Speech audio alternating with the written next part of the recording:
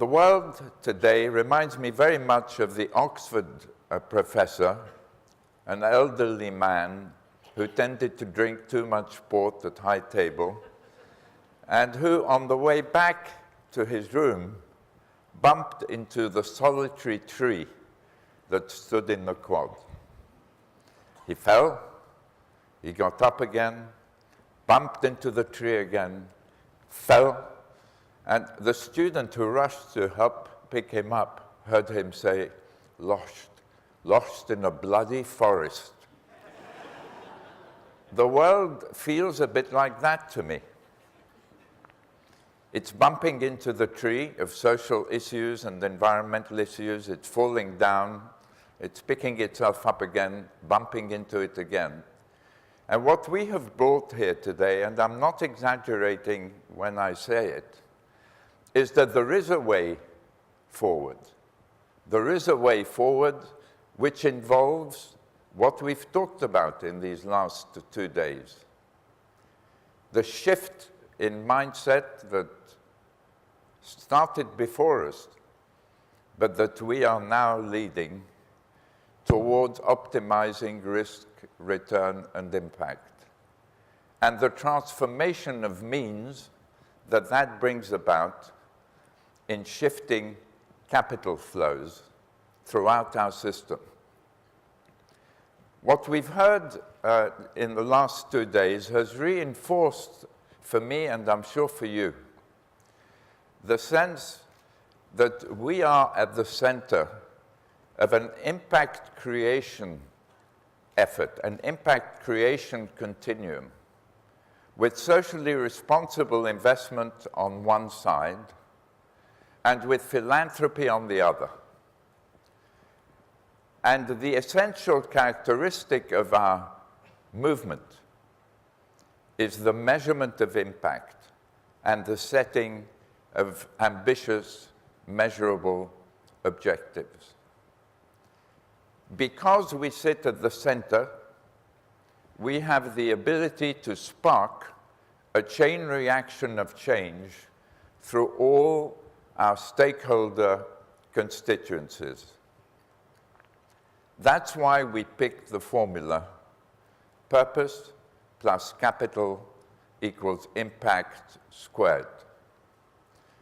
We can start a positive chain reaction that literally improves billions of lives around the world and improves the state of the planet.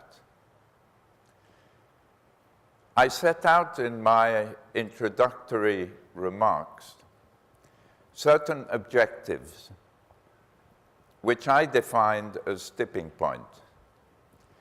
We haven't had a chance to discuss them in detail, but we have been struggling with the means to achieve them, and I believe we've done a very good job of showing that they are totally attainable. We can achieve tipping point in the next 3 years. We'll take the whole of 2020 to 3.5 years. We can achieve tipping point if we define it in the way that I did, which I believe will represent the point at which there is a very fast acceleration of the growth of impact investment. So I'm going to go through each of these stakeholder constituencies in turn and talk about the tipping point objective and the milestones to get there. And over the next year, we will work together to refine the thinking about how in each one of these countries that were so impressively represented on the dais a moment ago, we make progress in driving real impact. I'll start with entrepreneurs.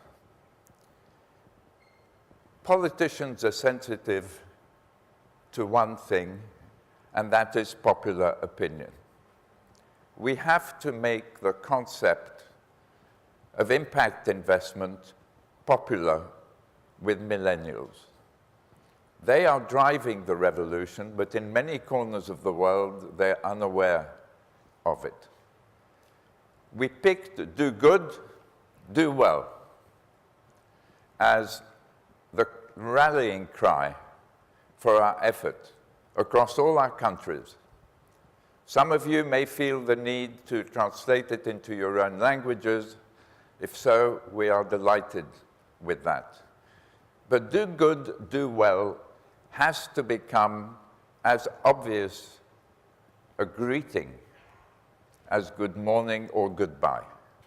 We will meet each other and we will say, do good, do well. We will speak to our children, and when they leave our homes, we will say, do good, do well. And when they speak to their children, when the time comes, they will say the same thing. So with millennials, we have an ability, I think, because we span so many countries, we have an ability through the media, the social media in particular, to popularize the notion of impact creation and impact investment. I believe that there will be a Steve Jobs of impact entrepreneurship. I like Uli's definition that a unicorn is somebody who touches the lives of 1 billion people. I had a conversation with Uli saying, do you really think 1 billion is the right figure? And we agreed that it is the right figure, because that's what we should aim for. And 1 billion can't be achieved in a single country terribly easily, obviously, but it can be achieved across many countries, certainly across the countries that we have and the regions that they influence. So I think for millennials, we have our work cut out for us, and I'll talk about how I see the GSG and the role of the GSG in achieving that. But we have to work on each one of our constituencies at the same time. Revolutions don't happen by a sequential effect. They happen out of necessity very often. Most revolutions start because of a bad harvest. They start out of necessity, and they start in many places, as you well know.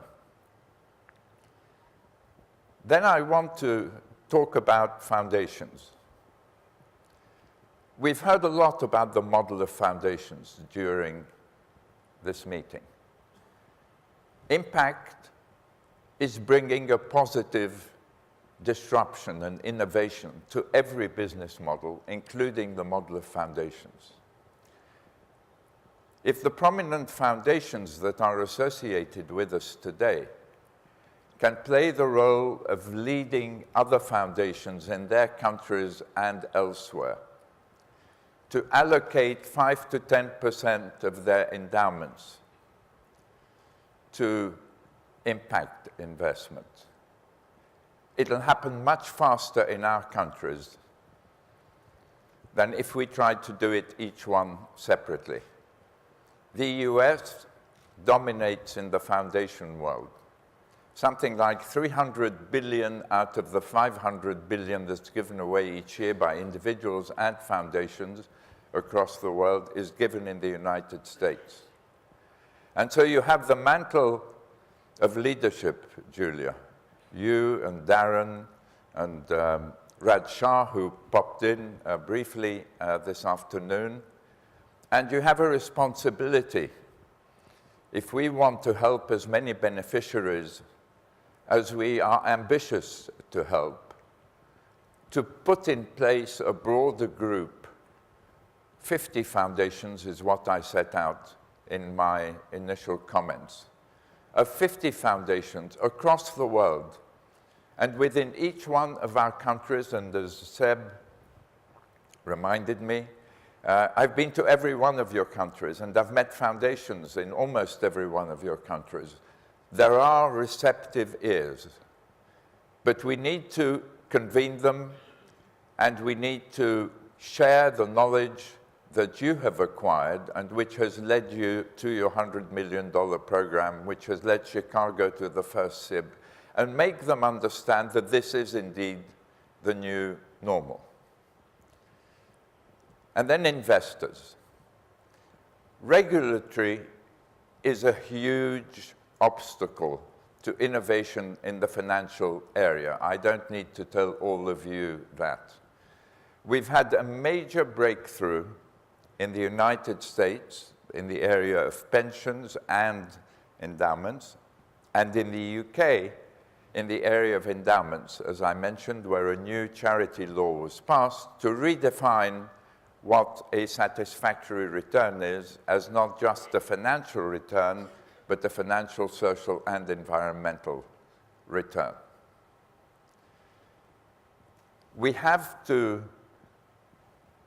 push through now some pension funds, in addition to the endowments to which we've already referred, to do what they did in the venture capital industry. When I was 27, but by the time I was raising my first fund, I guess I was about 32 or 33, there was a person called Tom Judge. He was in charge of the new area of venture capital at the AT&T Pension Fund. He was about 6'6" tall, a towering figure, with a very low-key manner, and a great sense of humor, by the way. I remember when he came to a hotel in London, and you had a hot water tap and a cold water tap, which was very inconvenient for anybody coming from the United States. He said to me, "I'm so glad your showers aren't that way." So Tom Judge, who, as you can see, I remember with great affection, invested in venture capital funds, backed people like me who had zero track record. And when people asked Tom Judge, why did you invest in venture capital? Why did you back Ronald Cohen? His answer was, I have faith. I have faith that it's going to work. And what happened was, Tom Judge was actually a very good investor. And after a few years, 3 or 4 or 5 years, Tom Judge became the smart money. People said, we follow the smart money. Every time Tom Judge invested, you had 5 or 6 or 7 investors behind him, saying, we buy the analysis. He was very transparent. He shared his due diligence. We have to get some Tom Judges around in the pension field area in the United States. In our other countries, we may need regulation. It happens that in the UK, we feel we don't need a change in regulation to get pension funds to come in. And my experience of the UK in venture capital was the first pension funds to support us were the local authority pension funds. Manchester, Liverpool, Birmingham. Why? Because they're close to the problems. I remember going to an investment meeting, and when they approved the investment, somebody stood up, it was in Birmingham, and said, great, if we hadn't done this, we wouldn't have any big businesses to invest in the future. So let us focus on pension funds across our countries. The milestone, the necessary milestone, may be regulation in some countries. But if it is, let us focus the effort of our NABs in those countries with the help of the GSG and the other countries like the United States, which are leading the way, and let us cross that milestone. If regulation is a milestone, let us cross it. Once we've crossed it, we have to find thought leaders. Just as in the endowment world, Julia and Darren and others, the 17 who have grouped together in the President's Council. There are people like that in the pension fund world. We need to identify them. They're identifiable, they're not hidden. You talk around in the financial community and you'll find out who they are. We honored Tim McCready of Christian Super. That's an open door in comparison with a normal pension fund where if you walked in today, they would say to you, we have no asset allocation to impact investment. We don't know where to put it. Should it be in equities? Should it be in venture capital? We don't know where it is. Come back next year. But pension funds are crucially important.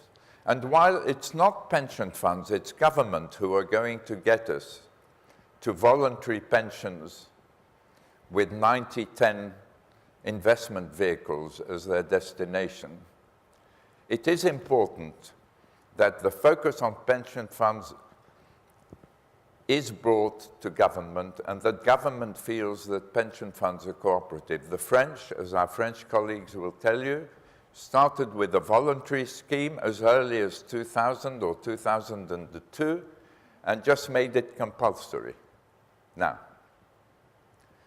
So we have to have allocations. Venture capital grew in terms of the size of a venture capital fund from $2.5 million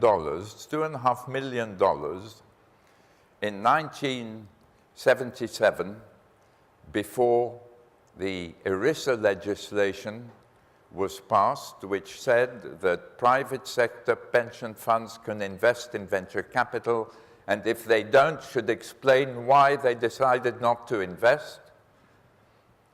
The fund size 2 years later, on average, was $30 million, more than a tenfold increase. That's what we expect to see from the change in regulation here. I'm looking at you, Tracy, but not just you. That's what we expect to happen. And if we're going to get to tipping point in 3 years, we have to cross that hurdle as soon as we can. So Fran and the US Impact Investing Alliance, you're already thinking about this, but I think this is a top priority after this conference. Then we come to social sector organizations. Social sector organizations are conservative in nature.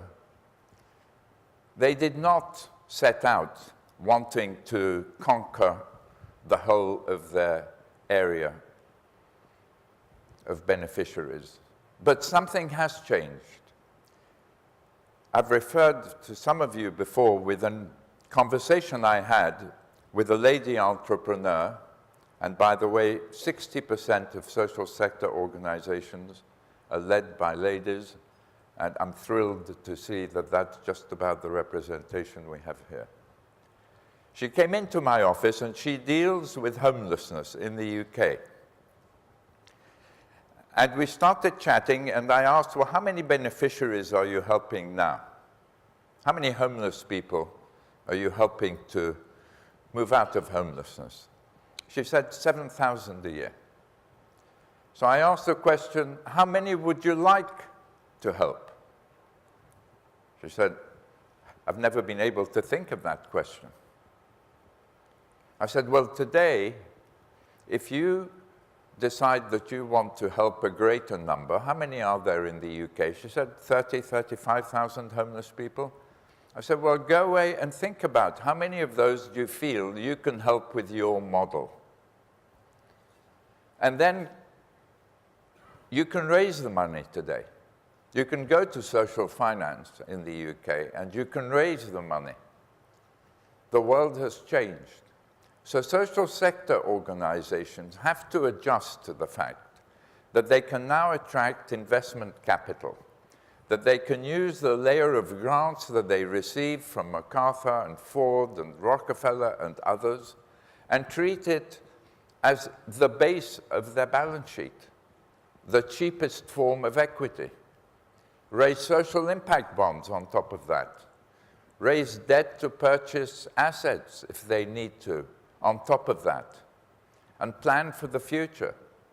We talked about the $12.5 million Pathways SIB. how many social sector organizations can go and raise 12 million in grants? The 30 million South Carolina SIB. And the United States will lead the way in scaling up, as it does in every financial discipline. Michelle, with a smile, said the UK is getting concerned about being overtaken, even though in many areas we were the first to get going. And it's true. And the friendly rivalry between our countries is a form of help to each other. That's what we can provide through the GSG. That's what I did in visiting your countries when ministers asked me what's going on in the rest of the world. So, social sector organizations are the engine for delivering services. Their model, which is able to attract the support of the community more easily than a profit model. Their model, in my view, will lead to the greatest innovation in terms of delivering services. Profit with purpose may also find ways of selling services, but a lot of it will be focused on product, on taking advantage of market growth and margins and cash flow to fund expansion. Like Orcam, a tech for good company in Israel, which invented a pair of spectacles for the blind, which whispers into your ear the name of the street sign, the products on the supermarket shelf, the banknote in your hand. Just raised $41 million at a $600 million pre-money valuation. So I believe that the engine of this revolution is going to be both social sector organizations and profit with purpose. It's not one or the other. They will define their roles, and if we have management within social sector organizations that begins to target the largest number of beneficiaries that they can help, it'll be a complete change from the past. It'll be a revolution in itself. Big business. Don't expect big business to lead. Just as you wouldn't have expected when I started out that IBM would lead with the personal computer. It was obvious that IBM would be a follower. They didn't recognize the opportunity. They thought the competitors would fail. They dominate the status quo. So why should they make an effort? The only reason that big business is going to react, with very few exceptions of enlightened leadership, is going to be pressure from stakeholders, customers who vote with their feet and go to competing products, forgive me, because they don't like the way the company is being run, or they don't like the way the company is making a profit, or the pressure of some of their shareholders. As endowments begin to invest in impact investment, as pension funds begin to invest in impact investment, they're going to begin to create an ecosystem around them, which we already see starting. I visited a company in the UK just 2 weeks ago, which ranks all public companies according to their impact. It invests only in the top 100. It believes that it is generating a 2 percentage point additional return because of that differentiation, what David Blood mentioned. that enlightened management at making a profit is also enlightened management as taking into account the effect on people and the planet.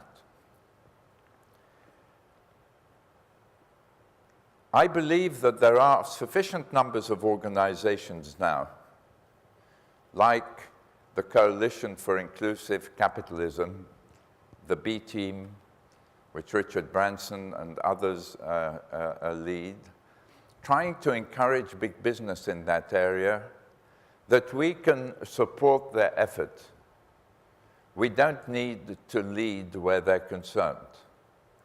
As we share our information with them, we will influence some of them to start measuring and to start setting specific impact objectives. But they will be self-selected CEOs that come forward and say, tell me more about this. I feel we should be doing more in this particular area. Government.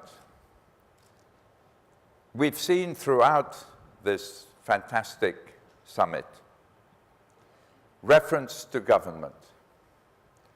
A clear objective for all of us is to make sure that 3 or 4 things happen in our countries. 1, create a ministry or part of a ministry that is dedicated to impact investment. Call it what you will. As Michel said, we've gone through 3 names already in just a few years in the UK. It needs to be part of the Prime Minister's or the President's office. Do not have it sidelined under another government department. Perhaps the Department of Industry would be the best alternative. In the UK, we started out as part of the Cabinet Office. We had cabinet ministers attending our meetings. They were representing our views in the cabinet, and we got real progress. When you're 1 removed or 2 removed, I'm looking at Marcos as I speak. When you're 1 removed or 2 removed, it's tougher. Secondly, government has to use its power through procurement to move to pay for success. It needs to create outcomes funds or get foundations to put 10% of their grant through outcomes funds as we set out. And if it does that, it's going to drive a lot of money through organizations that are today unable to access procurement. Because the rules, as I have seen at first hand in the UK, are such that if you don't have a very significant balance sheet, you can't even put forward your offer. Big Society Capital tried to provide that, but it was very difficult to do. The third thing with government, where I think the door is open, and Elizabeth Littlefield shared her knowledge with us to great effect, is in the area of aid. 10% of aid should go in pay for success. If we can manage to achieve that, that will be extremely significant. And then, most importantly of all, because it helps to create a market among not-for-profits and profit-with-purpose businesses alike, is to put the cost of social issues on the web, as the UK did 2 or 3 years ago. The cost of 600 social issues, so that any of us can go and say, I can deliver an intervention at 1/3 of the cost to the government in the first year, like the Peterborough bond, where the intervention costs 1/3 of the cost of taking a young person through the law courts into prison. I can deliver that. Let me go to government and let me encourage them to sign a contract with me, to pay me on outcomes, only if I'm successful. And if I fail, it was a philanthropic donation. My investors will accept that.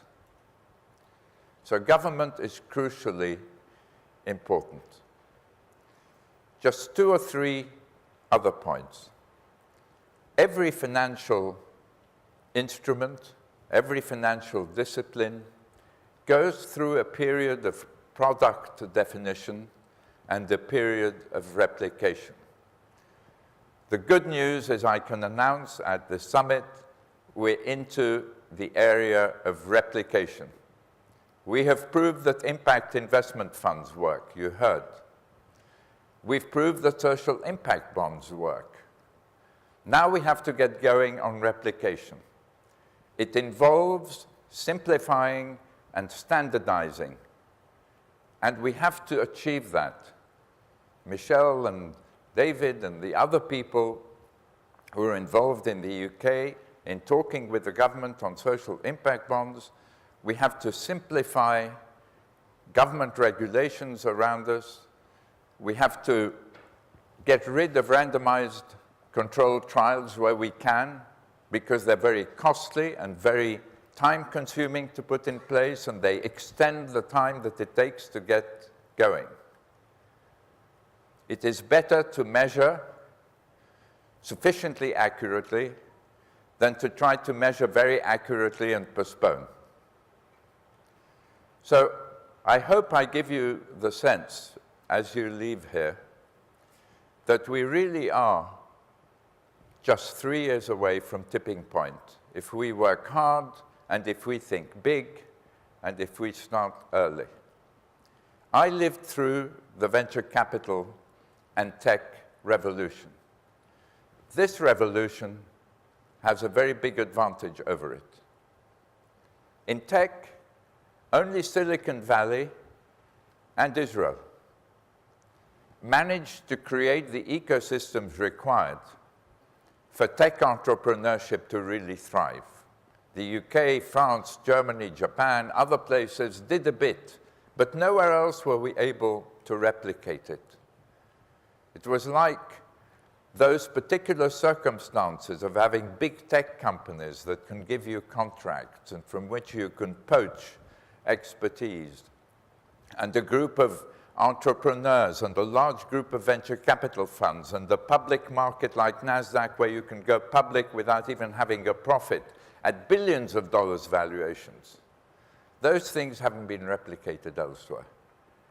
The empowering news here is every one of the countries that were sitting here could emerge as the global leader in impact investment. I leave you with that thought. Go for it.